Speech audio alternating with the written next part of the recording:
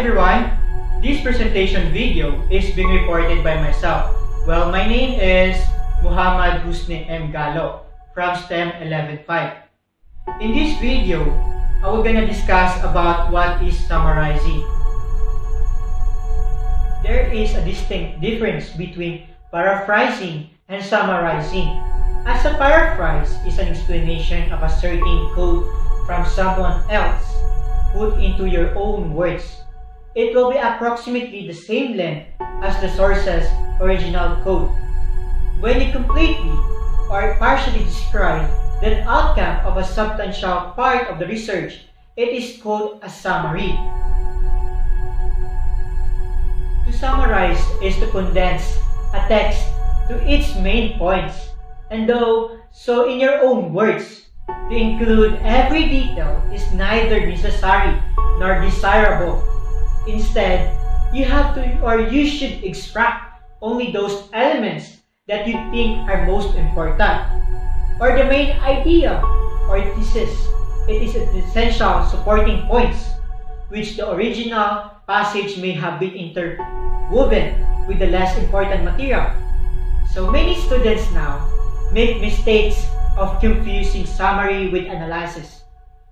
They are not the same thing, because an analysis is a discussion of ideas, techniques, or meaning in a text. But a summary, on the other hand, does not require you to critique the response to the ideas in the text. Because when you analyze a piece of writing, you generally summarize the context briefly in order to establish for the reader the ideas that your essay will then go on to analyze. But a summary is not a substitute for the analysis itself.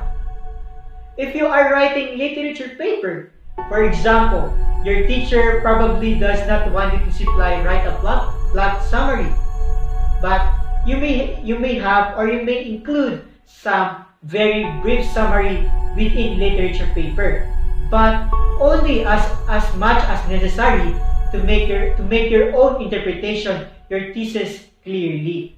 So, it is important to remember that a summary is not the outline or synopsis of the points that the authors makes in the order that the author gives them. Instead, a summary is a distillation of the ideas or agreement of the text, because it is the reconstruction of the major points or points of development of a text, beginning with the thesis or main idea, followed by the points or details that supports or elaborate on that idea. If a text is organized in a linear fashion, you may be able to write a summary simplified by the paraphrasing the major points from the beginning of the text to the end. However, you should not assume that this will always be the case. Not all writers use such straightforward structure. They may not state the thesis or main idea immediately at the beginning, but rather the building up to slowly, they may introduce a point of development in one place and then return it the text. However, for the sake of clarity of a summary, should not present the author's points in a straightforward structure. In order to write a good summary, you may have to gather minor points or components of an agreement from the different places in a text in order to summarize the text in an organized way. A point made in the beginning of an essay and then one made toward the end may need to be grouped together in your summary to concise convey the agreement that the author is making. In the end, you will have to read, digest, and reconstruct the text in a short and more concise form. A good summary should be comprehensive, concise, coherent, and independent. A summary must be comprehensive. You should isolate all the important points in the original passage and note them down in a list. Review all the ideas on your list and include in your summary all the ones that are indispensable to the author's development of her or his main idea. A summary must be concise. Yes, we should eliminate repetition in your list. Even if the author restates the same points, your summary should be considerably shorter than the source. You are hoping to create an overview. Therefore, you need to not include every repetition of a point or every supporting detail. So, a summary must be coherent. It should make sense as a piece of writing its own right. It should not merely be taken directly from your list of notes or sound like a disjointed collection of points. A summary must be independent. You are not being asked to imitate the authors of the text you are writing about. On the contrary, you are expected to maintain your own voice throughout the summary.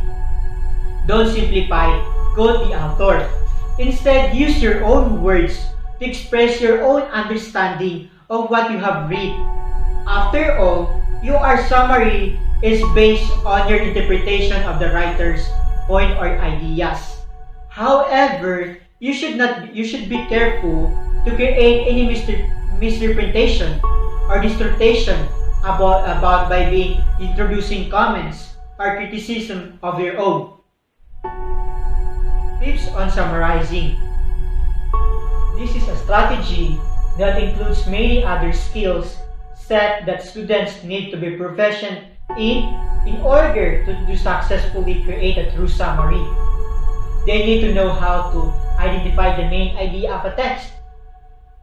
Today, I would love to share some of my best tips in summarizing in hope that when you are writing. Tips on summarizing. Use your own words, include the main idea or points of the original, and keep it brief. Do not include your interpretation or analysis within the summary.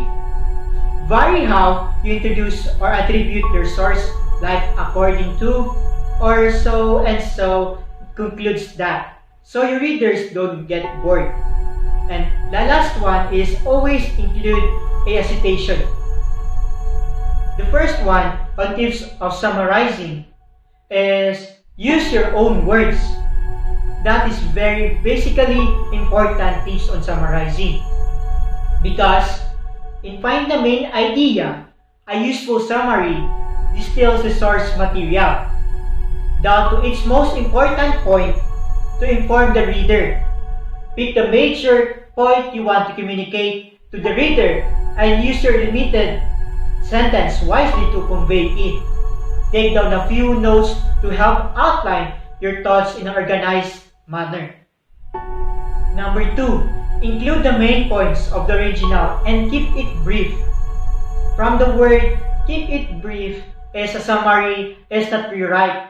It shorts a summation of the original piece.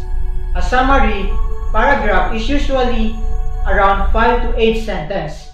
Keep it short and to the point. Eliminate redundancies or repetitive text to keep your paragraph clear and concise. In short, you're just going for the original essence. Number 3, do not include your interpretation or analysis within the summary. Meaning, you have to make a clear distinction between your thoughts and someone else. Number 4, vary how you introduce or attribute your sources, like according to or so and so concludes that, so your readers don't get bored. You have to make sure it flows. Transitions are incredibly helpful when it comes to building a momentum in your writing. Connect your sentence with transition words, making sure they flow together and convey your summary clearly. The last one, on tips of summarizing is they always include a citation. Because write without judgment. If you are summarizing an original text or a piece of media, you are gathering and condensing its most relevant information, not writing a review. Because writing your own summary words, avoiding adding your own opinion. Summarize. There are instances in which you will have to write a summary. So you may write summaries of articles as part of the note-taking and planning process for a research paper. You may not be want to include these summaries, or at least part of them, in your paper. The writer of a research paper is especially dependent to source materials.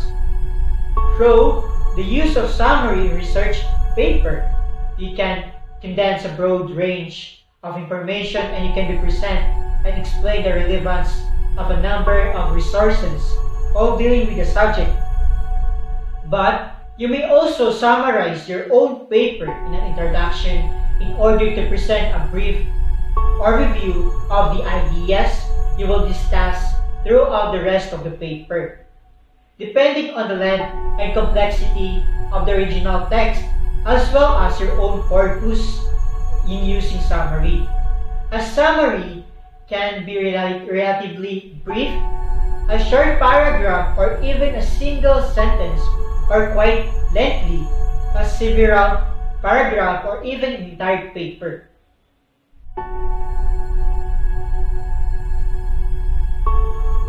Thank you everyone for watching this, and this video is made with love. And once again, my name is Galo Muhammad Husni M from STEM 11.5.